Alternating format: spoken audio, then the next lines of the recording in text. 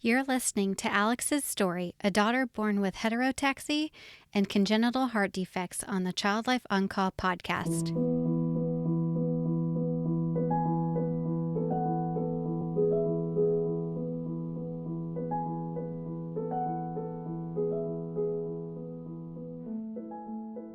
When she got diagnosed, I really thought that this was going to throw me into a complete place of I think kind of almost like an anger or a hate, and I don't feel that way at all. Sometimes I feel sad because I feel sad for her that she doesn't get to live a quote unquote normal life. But then my husband reminds me that this is her normal, and if anything, I think that this whole journey has just made me feel such strength because she just like amazes me every single day. Everything that she does, I mean, they told me she would never eat by mouth, she would never crawl, she was never going to walk, and she was walking when she was 11 months old, and she runs around the house right now at 1. Welcome, Child Life On Call podcast listeners. I'm so happy that you're here and so thankful that you're joining us today to hear more about parents and patient experiences in the hospital.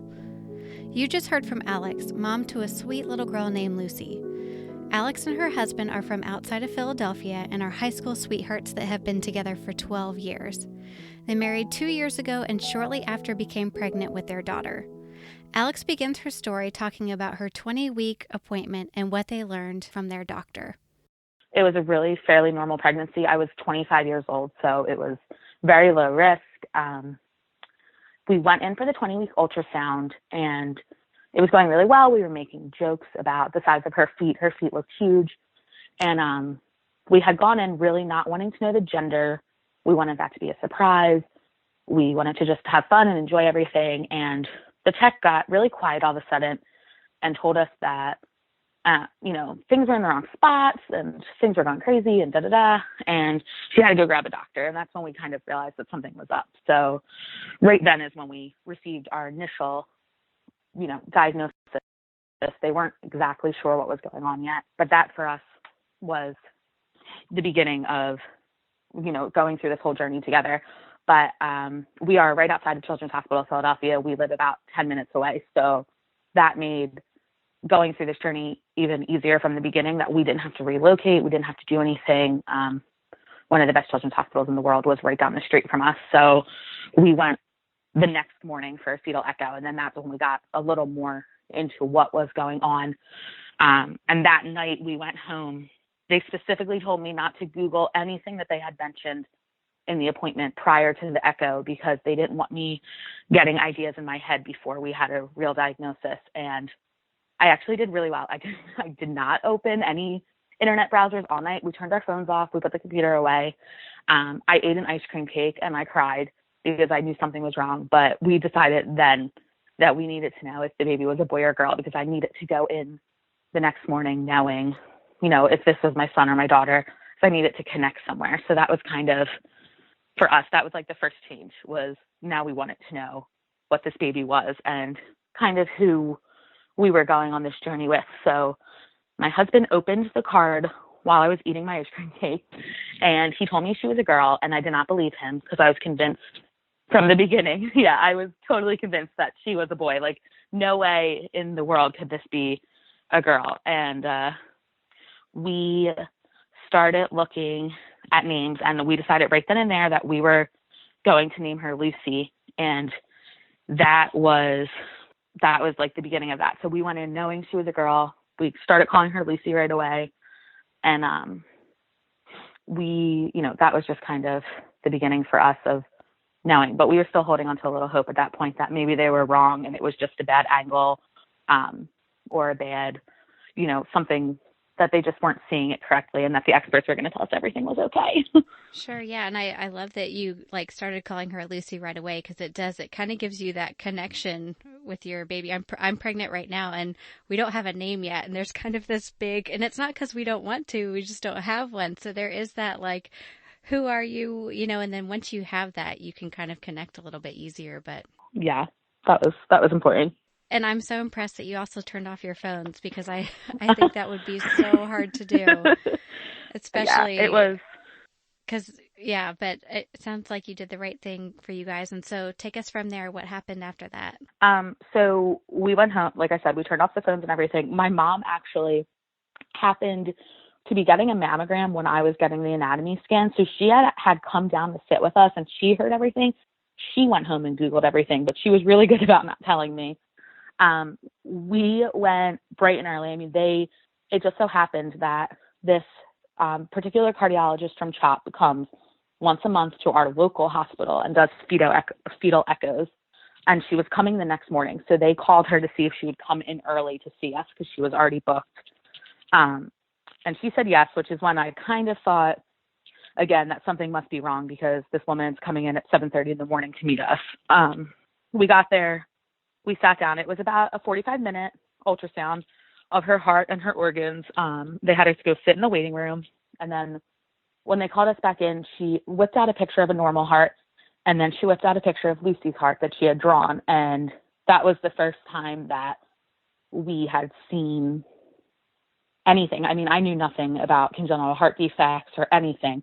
The first thing she told us was that Lucy definitely had a disorder called heterotaxy, which is a misplacement of organs, and that in her case, the stomach was on the wrong side, her liver and her gallbladder were midline instead of where they were supposed to be.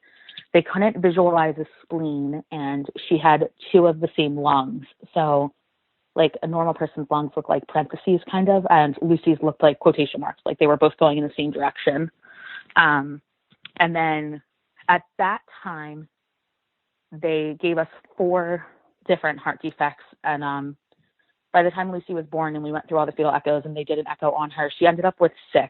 But at that time, she told us that she was going to be, well, she kept saying the fetus. She didn't use gender or anything, that the baby was going to be a single ventricle person. So she would have to, well, he or she would have to be born at CHOP and be immediately taken for assessment and would definitely need at least 3 open heart surgeries, 1 very close to birth, 1 when he or she was between 4 and 8 months old, and then another one between the ages of 2 and 3. And in this, it would be a palliative surgery where they would make the heart work as best as they could, but it would never be a normal heart. It was going to have 1 pumping chamber, basically because there was a giant hole and the one side didn't develop. So this was the best they could do for us. So she told us all of this. She gave us some pretty grim odds, told us just with all the combination of defects and her organ disorders that, you know, her likelihood of survival was probably only 15 to 30% to the first year. And, you know, did we wish to continue on with the pregnancy? We had about, I think it was something like 10 days to decide before it would have been illegal in our state to have an abortion. And I mean, immediately, without even consulting each other, me and my husband both were like, oh no, we're having the baby. And she said to us, do you know what the baby is? And I said, yeah, we know she's a girl. And immediately this woman switched her whole demeanor to, okay, well, do you have a name? Okay, she is going to do this. We are going to do this to get her there. And in that moment, when I listened to her switch everything, it made me feel very comforted. That woman is still Lucy's cardiologist to this day. She followed me my entire pregnancy. She has followed Lucy for the last 12 months. She immediately she called her by name. She never asked again what our plans were. She knew that moment that we were going to do it. I told her I didn't care if I got an hour or 10 years, whatever we got was what we were going to get because we wanted to meet this little girl. And just seeing that, and then later connecting with a lot of heart families and families who are really complex, a lot of people are really, really pushed towards terminating the pregnancy. And I didn't realize how lucky we were in that moment that her doctor really just listened to us saying no and never brought it up again. She never made me feel pressured. She never made me feel like it was a bad decision. She said, we're going to do everything. And if she can get through these surgeries, there's a really good chance that she can live a fairly normal life. She's always going to have complications and needs and stuff, but for the most part, she can probably participate in lighter activity sports, and she can go to school, and you know, she can do things that other kids do. And that was the first time, all in this one appointment, that I saw all of the bad of what was going to happen, but also all of the positives of what, you know, what could end up being a really good life for her if we could get through all of this. So for us, it was just nice to, learn that we had a little bit of a chance, and we didn't know at that moment how big the chance was going to be. But we would go I would say about 3 weeks, I would go to CHOP for a fetal echo, and they kept discovering more issues with the heart and changing her diagnosis back and forth. And by the time all was said and done, I was going once a week because I had elevated blood pressure. So they were doing biophysicals on her to make sure that she was handling the stress well. And then they were also doing echoes because they kept finding things, visualizing things differently. She had blood flow that they couldn't figure out where the blood flow was coming from.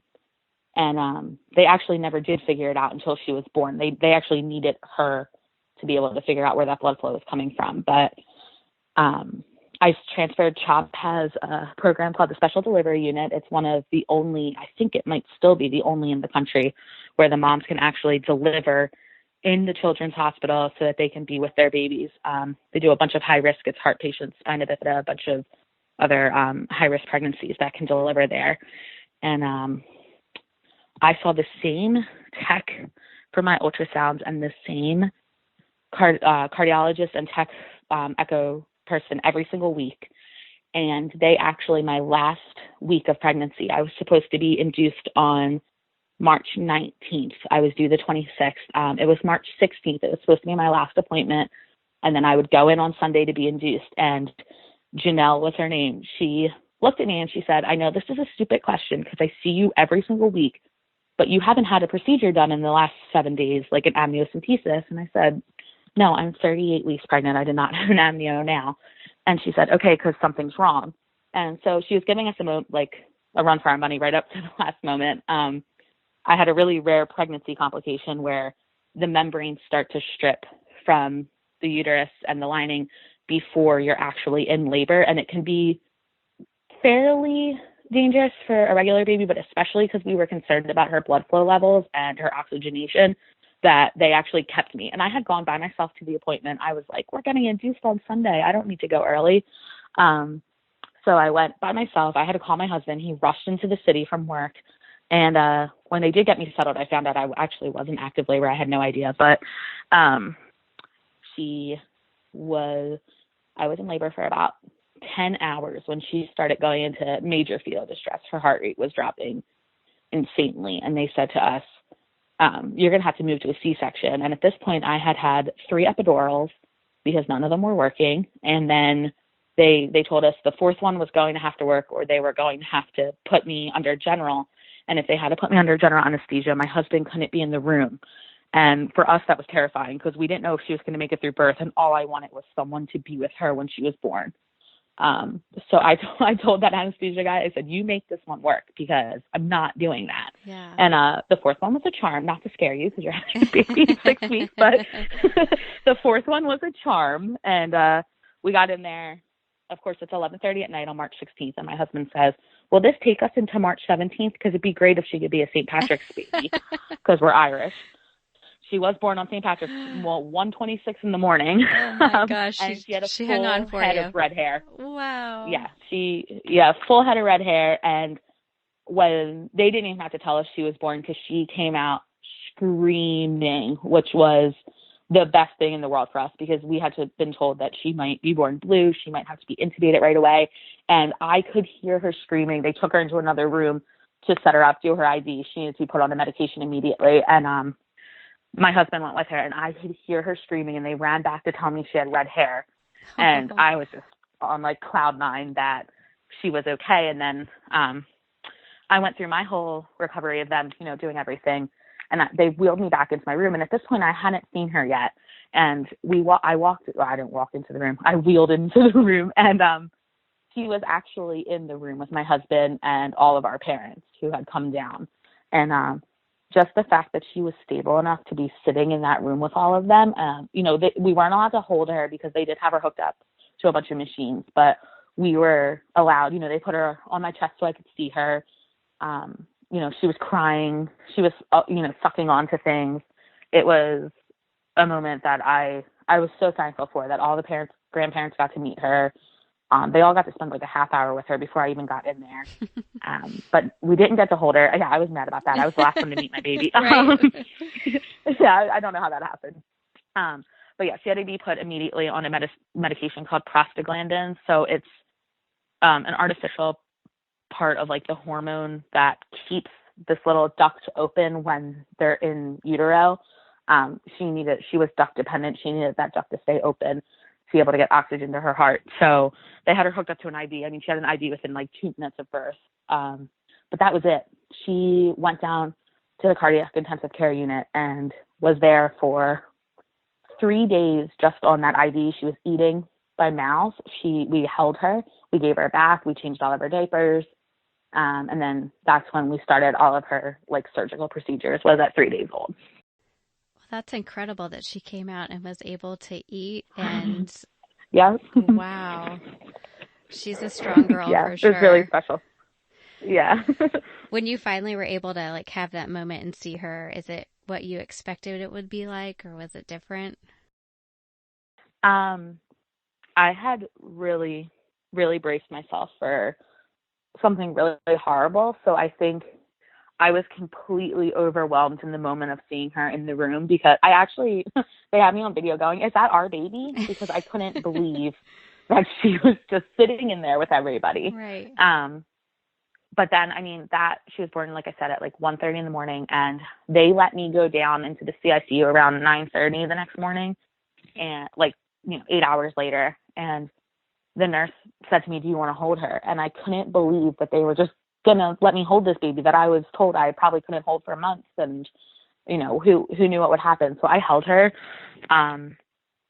She was eating by bottle and by breast. I mean, she was like doing amazingly. And the emotions were all over the place. I mean, I had just had a baby, but I was like crying. I was overjoyed. We were able to get she was born during flu restrictions. So we were only allowed to have 4 people come to see her. But they were really good about knowing that she was going into this first surgery really risky. So they actually let all 6 of her grandparents in, because my parents are divorced and remarried.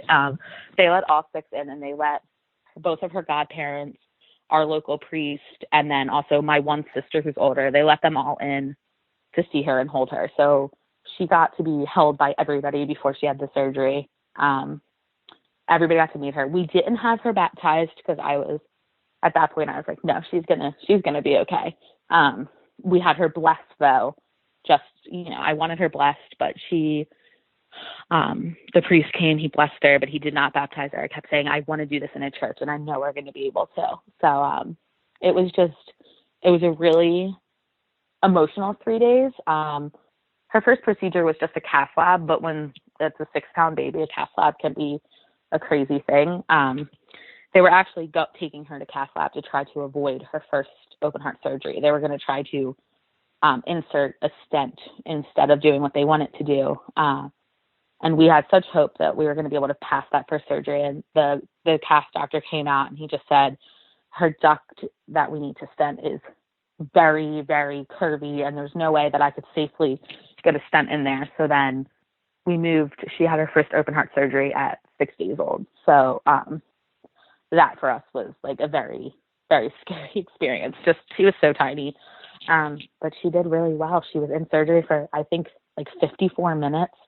They did everything. I mean, she was put on bypass.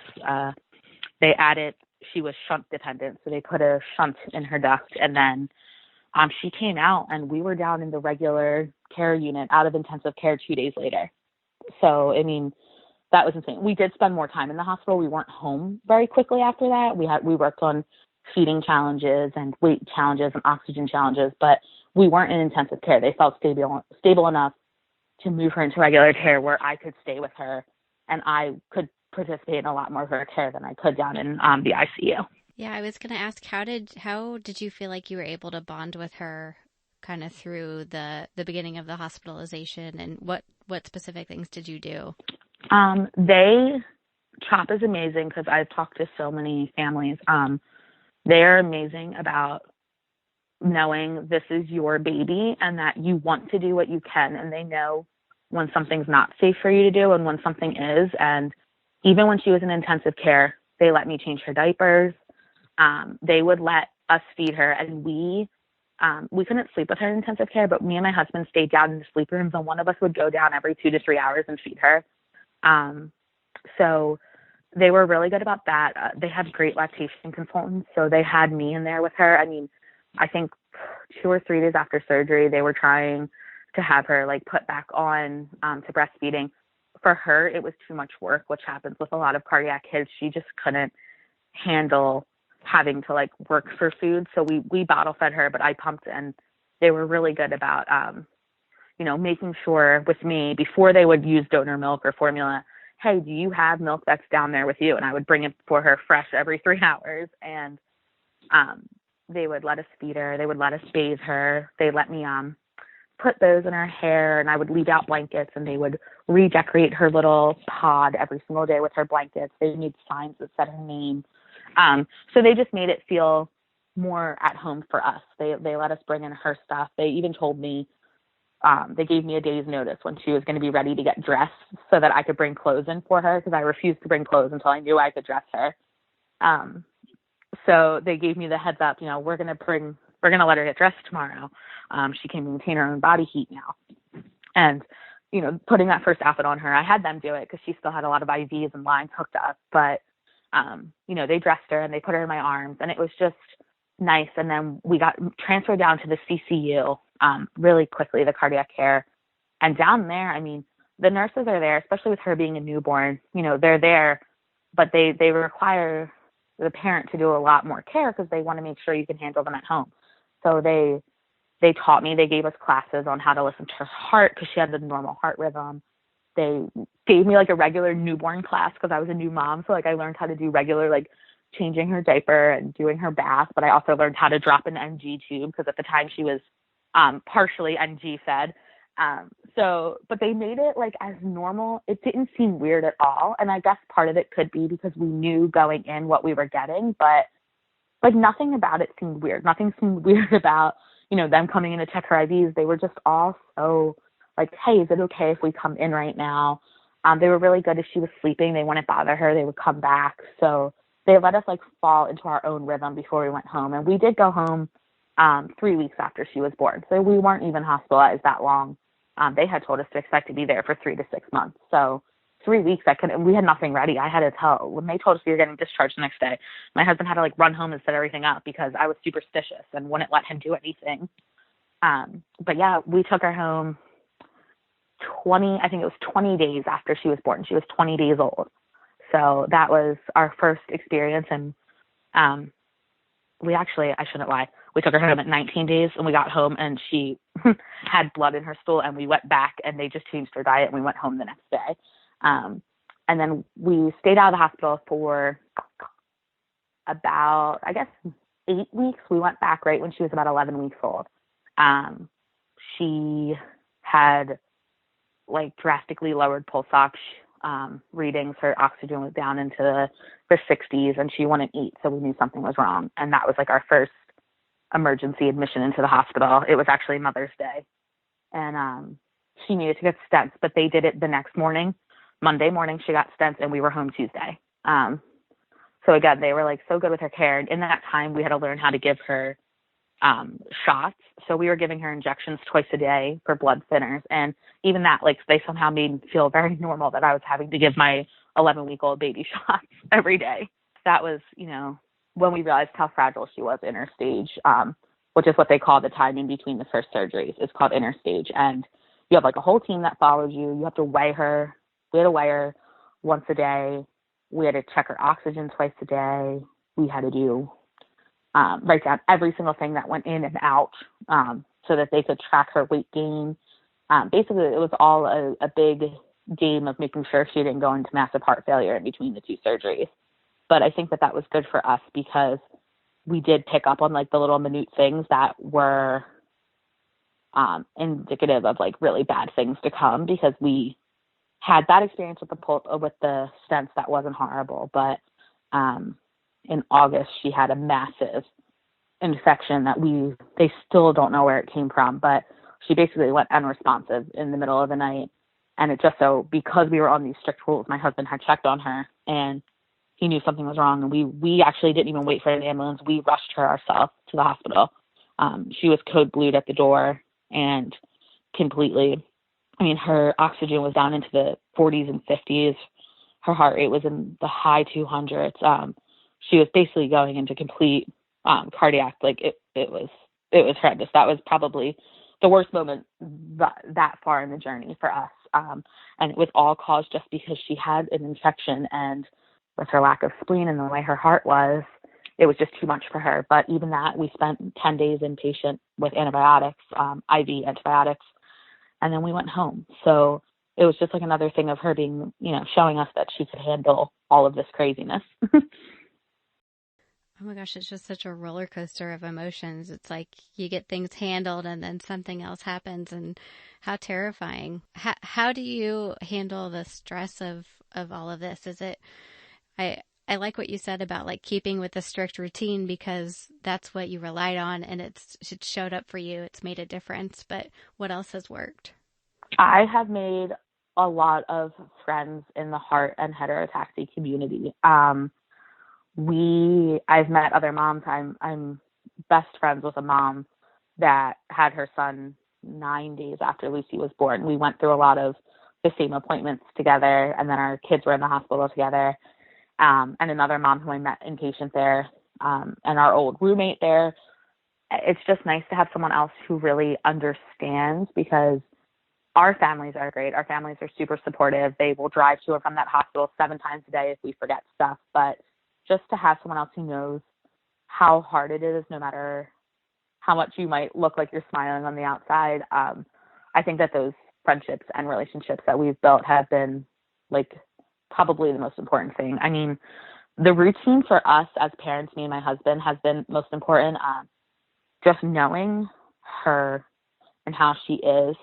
I have fought with the ED at CHOP a couple of times because I knew something was wrong, and they were looking at her and they were like, she seems fine for everything she has going on. And I said, this isn't my kid.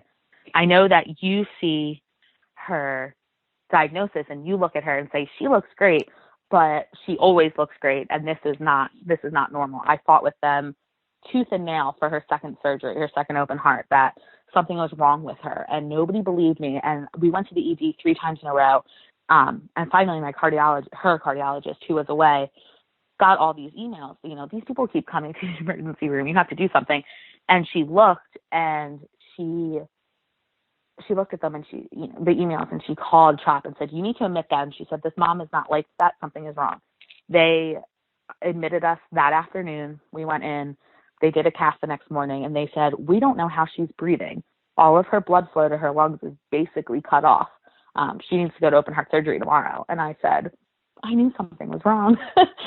And I think just like having that odd stability at home of knowing I stayed home with her. My husband would come home from work at 5, and he would kind of take over care so I could relax for a little bit.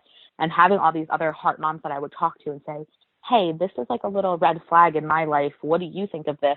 Really made me fight to know, this is something that's wrong. And just having a lot of support from all those other moms in our families, and especially our cardiologist. I love this woman. She probably thinks I'm like crazy because I really love her. But just having that type of support makes a huge difference, because honestly, if nobody had listened to me and they kept turning me away, she probably would have died. And the only reason was because her cardiologist said, no, you need to listen to that mom. She knows something's wrong.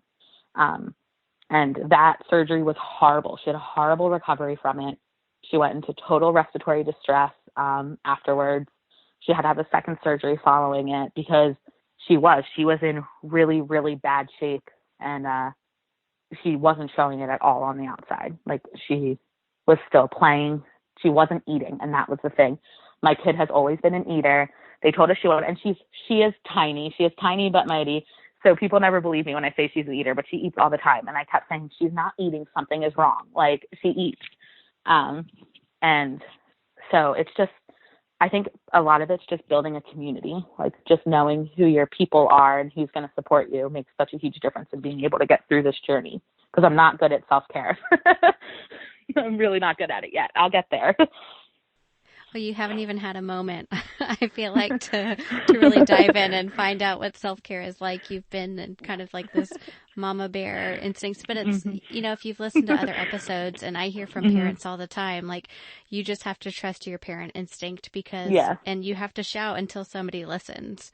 And that's a thing that I've learned from like a lot of these communities, and like you said, listening to other podcasts and hearing these other parents say, like, sometimes you have to just keep, like, until you're blue in the face trying to tell somebody that something is wrong, because and I think that was the most important thing that her cardiologist and her surgeon told me right from the beginning is, you're going to know her the best, so if you think something's wrong, like, keep bugging us until somebody listens to you.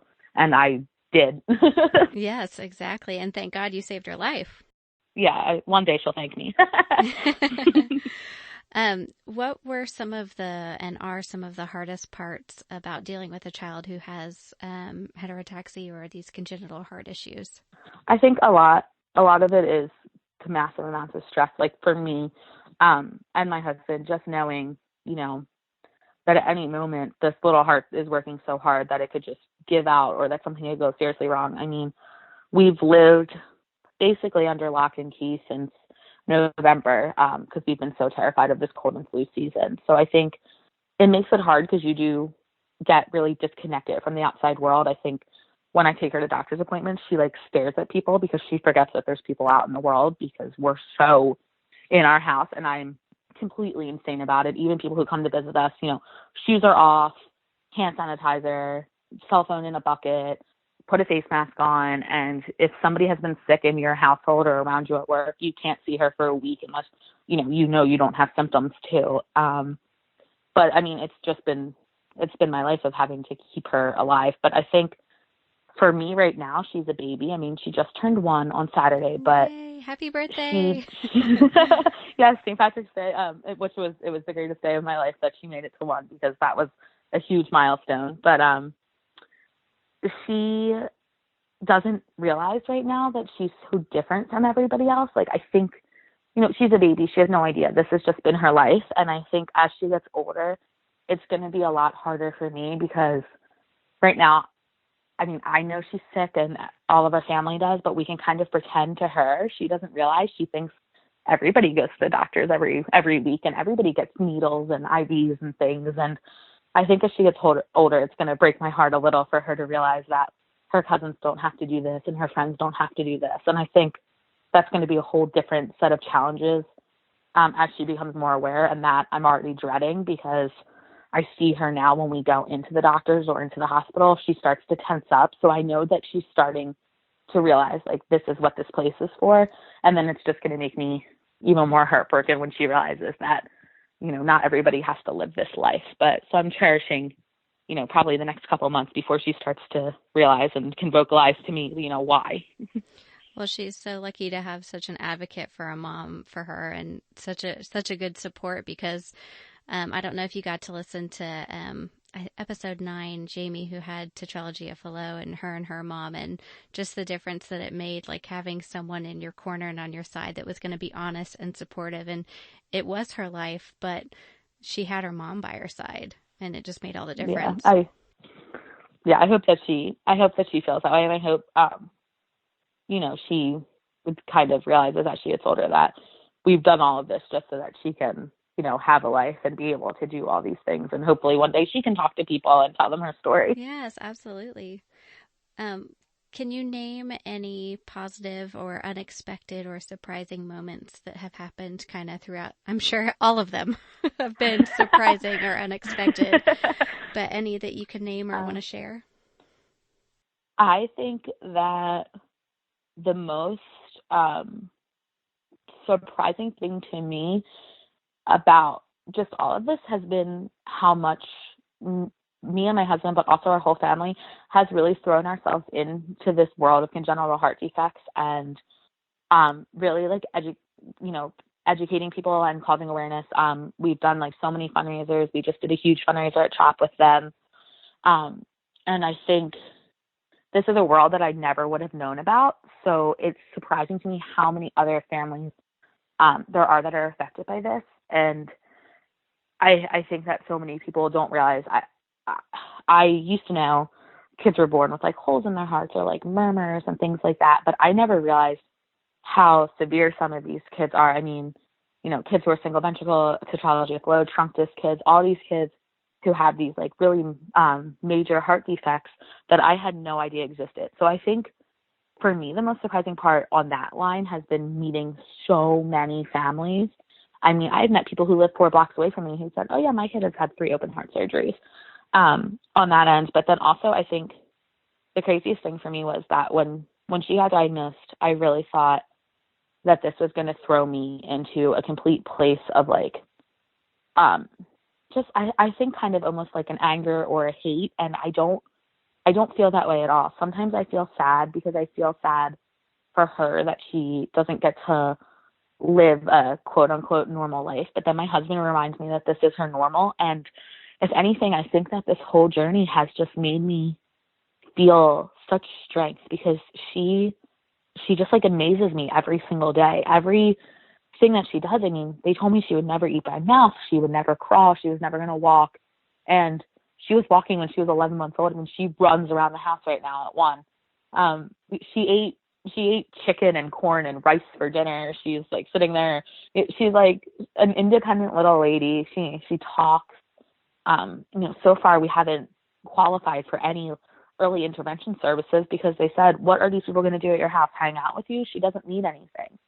And I think that to me has just been amazing. I see all these kids, babies, kids, teenagers, adults who live with these diseases, and they're just amazing. I mean, no matter what, even if they maybe aren't hitting their milestones because they are having trouble, they are all the happiest people I've ever met. They're just so joyful and they're so kind and loving, and it just makes me really proud of the whole medically complex community because these parents are such warriors and these kids are such warriors, and it's like an amazing thing to me. I belonged to a group at CHOP when I was pregnant called Mama Care, and we would meet every week, and it was 7 moms, and we were all delivering in the SDU, and we all had kids with different problems, like different health issues.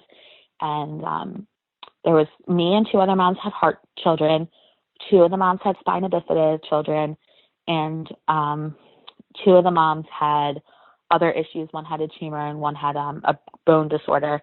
And for me, I follow every single one of these kids' stories still. I still talk to the moms, and it doesn't even matter that we're not necessarily the same type of health challenges, just this like medical community and the way that people support and uplift each other has just been, I think that's been the most surprising thing to me. People are so welcoming and loving from like all aspects of it. What would you tell a parent who may be at that 20-week ultrasound that like you guys were at? What would you say to them? I think I always want to tell people that it's not the end of what you expected. It's just the beginning of a new journey. Because for me, when we got diagnosed, it felt very much like a death. Because other than the fact that we were given a very grim prognosis, I mourned everything that she wouldn't get to do and that she wouldn't get to live normally and all this stuff. And I mean, I think that there's a chance that, I don't know how long I'll still have with her, but I think that you just need to like readjust yourself. I found a poem that I put on our refrigerator, Welcome to Holland, which I know a lot of our medically complex community follows, that just kind of, adjust your sails and go with what your new normal is going to be, because that new normal is amazing too. And it's just a different set of rules, but it's just what your life is going to be. And I just think that you could be really surprised by what a baby is going to teach you. You're amazing. Thank you. You're making me cry. I know. I'm like really trying not to cry. I'm like tearing up and I'm like, I'm not going to cry. I think it's allowed though. It's right. It's like, it's real. Oh, it's been a long year. I would love to hear about like Lucy now. What is she like? What is she into? Tell us about her little personality. She is a fiery redhead through and through. Her hair is starting to go more strawberry blonde, but I call her my redhead anyway. She is spunky. She loves to dance. She will dance to any music. I could put on salsa music, Kiss, rap music, country music. The girl, her body starts moving the minute she hears the beat. She runs from the front door. We live in a 1-bedroom apartment, so we don't have a lot of room, but she runs from the front door to the very back of the hallway about 5,000 times a day. I don't know how she has the energy. She has half a heart. How is she doing this? She runs around all day. She loves to like try new foods, and she just loves people. We took her to the mall last night to get ice cream after her shots, which was a big outing for us because we really haven't gone anywhere. And every person she passed, she would go, hi, hi, hi. That's her thing. She says hi to everybody. And if she knows a person, if it's her grandmom, her aunt, her uncle, she'll bring them in for a big hug. She grabs you right by the face and pulls you in and puts her head on you and hugs you. She's just so affectionate. She plays with her baby dolls. She rocks them. She gives them her bottle, which is the cutest thing in the world. But she's her own little person. She has such a little personality. She watches The Price is Right every single morning. She has since she was born. They crack up at us at the hospital because we have every day at 11 a.m. Price is Right is on the TV, and all the nurses know it, and they'll come in to see who won the showcase that day because it is her favorite. She will sit and watch that show from 11 to 12, but she will not watch one other thing on television. I can put any children's show on. She might watch for like 20 seconds, but she does not care. Price is Right That's where is her it's thing. She loves it. I can almost guarantee that when she gets the chance to make a wish, we're going to see The Price is Right. But she's just so special. I mean, she was NG, like tube fed for I think 36 hours, and then she was like, I don't want to do this. She has eaten by mouth the whole time. Even after surgeries, I mean, we never even had to drop a tube after surgery. The only time was when she went into respiratory failure. We kept her intubated for 5 days in between the surgeries. That was the only time that she's ever been tube fed this whole experience. She started crawling when she was 6 months old. She had that second surgery around that time as well. I think she was back to crawling about 3 weeks later, which after having an open heart surgery and a thoracotomy, I cannot believe that she even wanted to move at all. But she was rolling around, like before we even went home from the hospital, she was rolling all around. She started standing. She started walking. It took her a really long time to start to sit up on her own, but she got there. So I just feel like she's such a little fighter. She loves to play with the kids next door. She thinks she has total like Chihuahua complex. Like she thinks she's a pit bull, but she's a Chihuahua because she likes to try to like fight the big kids next door. Like she is such a bully, and she's 17 pounds at a year old. Like she's a miniature. But she thinks she's a big kid, and she doesn't have time for us to tell her that she's not.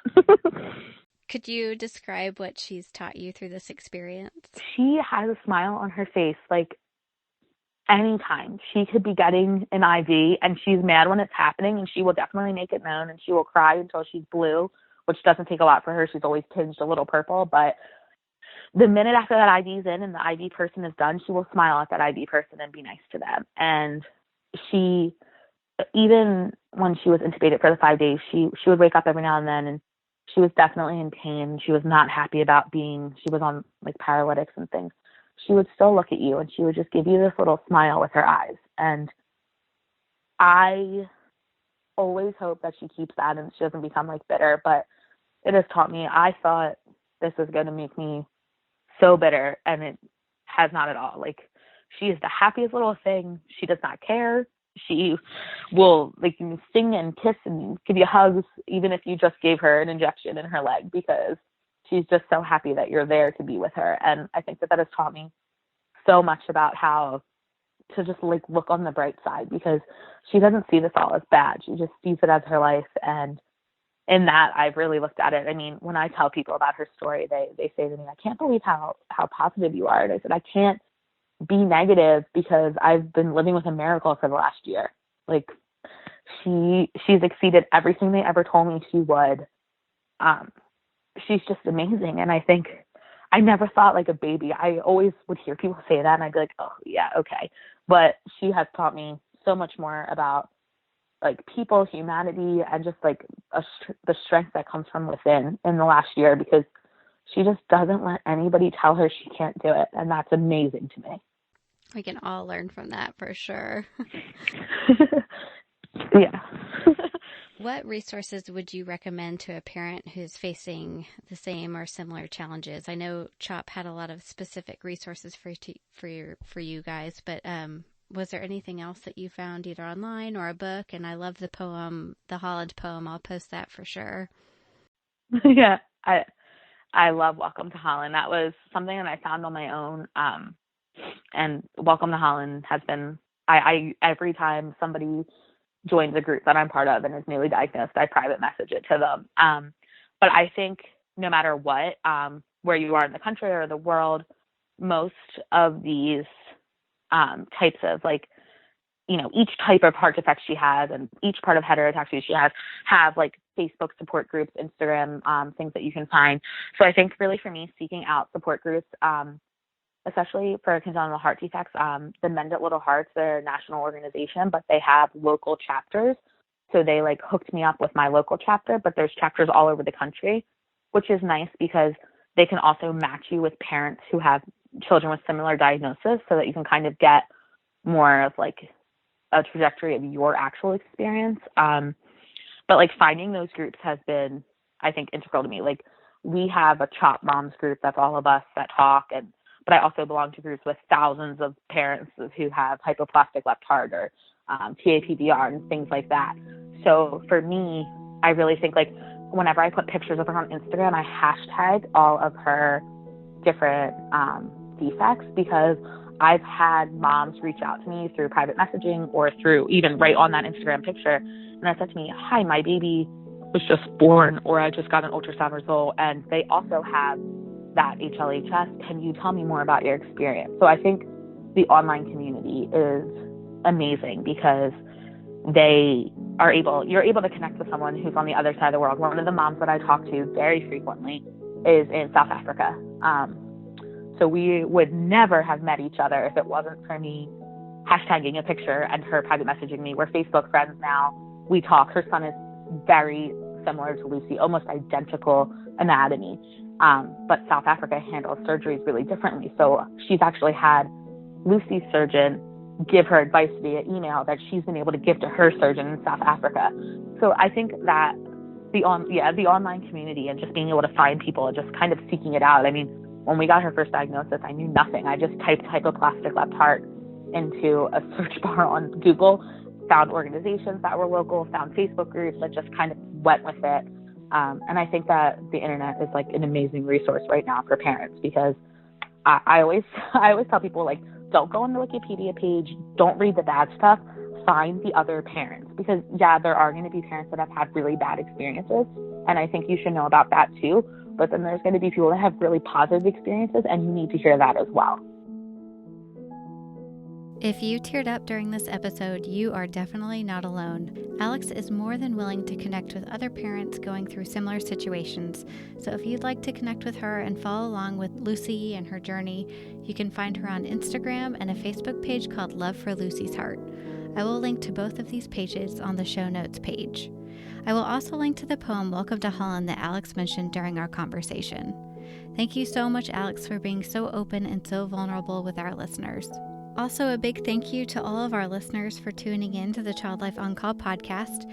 As you know, I'm your host, Katie Taylor, a certified child life specialist, and I appreciate you taking your time to listen to the patient and parent-focused experiences that happen in the hospital and at home.